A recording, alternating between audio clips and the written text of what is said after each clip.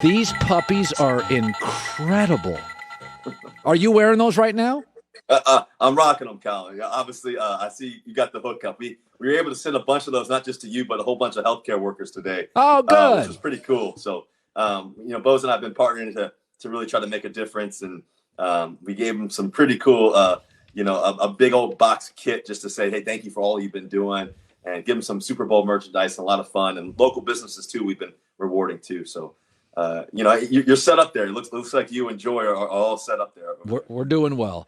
So let's go back to your first Super Bowl. I was talking to Troy Aikman the other day, and he said, he goes, I sleep. He goes, I didn't sleep very well before a lot of games. He goes, the night before the Super Bowl, I slept great. He goes, I thought this is easy. He goes, then I ran out of the tunnel. He goes, I don't remember anything for the next 30 minutes. I was just like, oh. So go back to your Super Bowls. You've always been a great pressure player. But go back to the first quarter of both your Super Bowls. Is it different, Russell? Are there more nerves than usual? I think you have your natural feelings, but honestly, the best part of the game, I've always told people this, is going out for the coin toss. I was fortunate to be captain that year, and me and Heath and Big Red, we went out for the coin toss. And meanwhile, Peyton Manning and Champ Bailey and all these guys were walking across the other side, and they did the coin toss. Hey, welcome the AFC champs, the Denver Broncos, welcome to the Seattle Seahawks. It's a lot louder, obviously, with the Seahawks. And then fast forward, you put this, the ref gives the coin toss. He gives the coin toss to Joe Namath, and he's going to do the coin toss. And we've got cool Joe here to do the coin toss. And sure enough, he flips the coin. But I haven't said heads or tails yet. So that kind of calmed my nerves. And Joe leans in. He goes, "Hey, Wilson, I always had a quick release." Kind of winks at me, And so I knew it was going to be a good night that night, just from the jump. Yeah, that by the way, that game was over rather quickly, and you were sensational. So it's funny because you face Manning and then you face Brady, and when you face Tom. Did Pete Carroll talk a lot that week about, okay, game's not going to be over. Tom's a legend in the second half. Did it feel different facing Brady? I mean, you're on the other sideline of the greatest quarterback ever. Was that in your head? Did you think about it? No, I think going up against Peyton, how well our defense played the year before, that was amazing, obviously, and we were able to win that game in such great fashion. I think, playing this game, the second time we went to the Super Bowl, we were actually up, I think, by 14 or so. Yeah. Late in the game, but our defensive guys, we had a few guys go down and get injured, so that, and he just made his plays. They made our plays, and then unfortunately, we didn't make that last play at the end, but we had our chances throughout the game, and so, it's football, it's part of the game, and so, I think that, obviously going against Tom and to see him, what he's doing, obviously, I think it's 10th Super Bowl, and him leaving the Patriots, being in Tampa, would be with Bruce Arians and all the weapons he has around him, how the guys are doing for him, and the defense and how great the defense is. But obviously, Tom's arguably the greatest quarterback of all time, and so it's going to be a great matchup to see this game for sure. Joy and I have said this before. LeBron and Brady are the most committed athletes we've ever seen, and Joy and I have said you're in the class now. The money you spend on your body. And people could look at Brady, LeBron, and you and think, gosh, Russell has no fun. He's just doing sit-ups and drinking water all day, and it's committed. How do you balance, Russell, being committed and then having a big life and a husband and father? Because you are one of those rare, you're spending 7 figures a year on your body, on the quarterbacking. Is it a tough balance? Well, I think that the huge part of it is it's got to be a lifestyle. This life is it's got to be a lifestyle. You got to be fully committed to it every day. You study habits, the way you work, the way you prepare, everything else. Obviously, I have a whole performance team and everything else, but really also what goes into it is the mindset. I'm a big believer in the mindset. If you guys ask guys like Tom, LeBron, those guys, myself, it's about the mindset too. And it's, preparing and investing in that part of it too, as well. So that's been a big part of it for my career, to really, sustain success, and how do you do it year in and year out? And then, ultimately I want to play another 10, 15 years. So, I've been thinking about that daily, every day. And you have a whole plan for that. And so, for me, it's the obsession with winning. It's the obsession with the process. You got to love the process more than the end result. And you got to be able to, focus on championships and winning championships. And so all of that together is something that I've been really passionate about and really care about every day. And to be honest with you, you got to sit up in the front of the room and take notes. You got to keep highlighting. You got to keep studying. You got to keep learning. Yeah. And I think that's something that I've always dedicated my game to. I said it this year, listen, I'm from the Northwest, and so a lot of my friends, my family are Seahawk fans, and I said I did feel at the end of this year that the offense was predictable, and I thought it needed to change, and I thought you're not giving Russell the support he needs. And I said that, and DK Metcalf came out about a week ago and said, listen, man, people they figured us out. You always keep your head high. You're never negative. That's not your jam. That's not who you are. But was there a point this year, Russell, in the middle of it, where you felt like we got a lot of good players here? We're not challenging ourselves. We're not challenging others. Did you ever feel that? Well, I think the thing for us was, we had such an electric, amazing start at the beginning of the year. I mean, we were able to do everything. We went for it every game, every play, every possession, everything else. We had some bumps in the road. I could have played better. I should have played better. I can do my part too, obviously as well. And I think what happened though is that we had several guys go down up front. We didn't have our starters necessarily and everything else, but also as our defense continued to play better, that's time for us to really take off and to keep going and to keep, preparing at the highest level. And so that's something that we really wanted to be able to do throughout the rest of the season.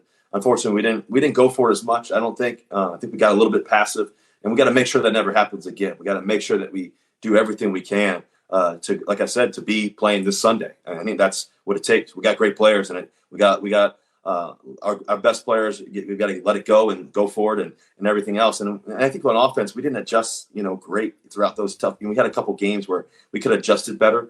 That was last year, and I think that ultimately, this offseason is really about, how can I be the best version of myself and across the board. And I think ultimately, like I said, my mindset's, we should be playing today. And so, or I should say this weekend. And so I think that's really what matters most to me when I wake up every day, every morning. You have that itch.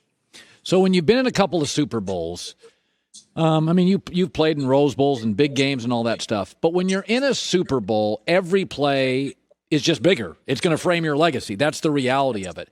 How do you, when you get into these, again, you've played in so many big games, but in the Super Bowl, I can remember so much about that Super Bowl, that throw up the sideline right before, the end of the game.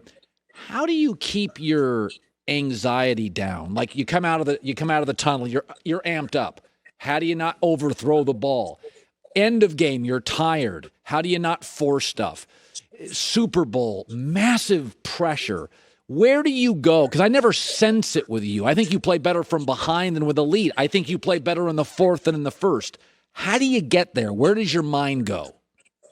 I think, first of all, pressure is a privilege, and for me, I try to remain neutral. I try not to get too high. I try not to get too low. I try to be in the middle of the moment. I try to embrace the moment. I think sometimes some people fear the moment. I look forward to the moment. And that's something that I've always been dedicated to. It's something that I've always visualized since I was a young kid. And I've had tons of people tell me I couldn't do this. I can't do that. I won't do that. And, so I'm used to overcoming, I'm an overcomer by nature. And I think that ultimately, I'm grateful that God's given me the opportunity to play this game and do what I love to do. I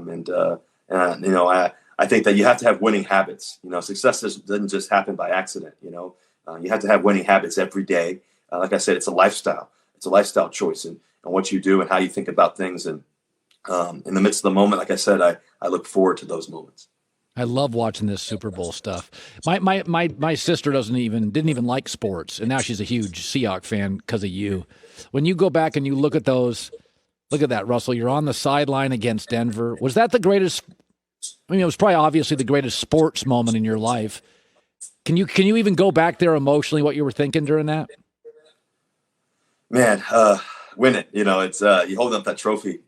It's such a gift. And every day you wake up, wanting to do that. Every day you wake up, just that itch, that urge to hold that trophy up again. I think also that night I was thinking about my dad. I was thinking about my dad, just how far he's helped me come, my mom. But my dad, he's no longer living. So he wasn't able to see me in person there, but I believe that he was there with me. And so that was an emotional moment right there where I got to hold up the trophy and the gift of that. And so, got to do it more. You got to hold up more trophies because it's such a special thing. But it takes so much hard work and belief and everything else. And so, I'm excited to hopefully be able to do that again one day. It's interesting. I've been defending Deshaun Watson for the last couple of days, and I've said, listen, these athletes don't get very long. And so Matt Stafford, he kept quiet and didn't talk about it, but for 10 years he lost a bunch of games, and Andrew Luck didn't fire back, and he got so physically beat up, he had to retire.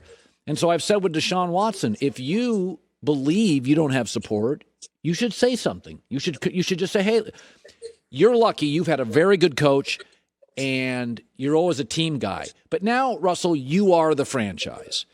Do you feel sometimes now going forward, your next 7-8 years, that there's going to be moments you're going to have to confront the GM or confront the coach and say, guys, this doesn't sit well with me. By the way, you guys have a new offensive coordinator. Did you give an opinion on that? Did you say, listen, we're stale? Do you feel you have a need to do that or a right to do that now? Well, I think on the offensive coordinator front, Coach Carroll's decision. He makes that decision and everything else in terms of, Shadi. I think Shadi's been a great coach. He's now in Jacksonville and everything else. And I really enjoyed my time with Schottenheimer and who he was and the coach that he was. But, in terms of the next office coordinator and us deciding on Shane, I was very adamant that, we needed to have a mixture of all the different things that we can do. And when our offense continue to progress, continue to grow and continue to challenge and everything else. And so I think Shane definitely brings that to the table. Hopefully he can really help us with that. I've had some great dialogue with him over this past several days. I just got off the phone with him earlier too as well. And so I think that's really important throughout this journey. I think, for the next 10 plus years of my career, my mindset's on one thing, that's winning more championships. And so it's such a critical thing that, like you mentioned, the legacy of it all and how you want to leave this game, I think is really important too. And I'm obsessed with the process, and I'm obsessed with the winning part of it all too.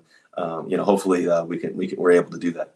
All right, Bose headphones, use them. The 700s, they're great for conference calls, video chats. First of all, I don't look good in hats, and I don't look good in headphones. So do not judge them how I look. Judge them how Russell Wilson looks, which is stellar. They just gave a bunch to healthcare workers. You're a credit to the game, my man. I love talking to you, Russell. Thank you. Colin, it's always a pleasure, man. Grateful for you, and keep going, man. I'll talk to you soon. All right, Russell Wilson. All right. See you there. Go Hawks. Hi, everybody. Thanks for watching. Subscribe here to get the latest from the show. Also, be sure to check out more of the best clips from The Herd or go watch a few segments from other shows on FS1.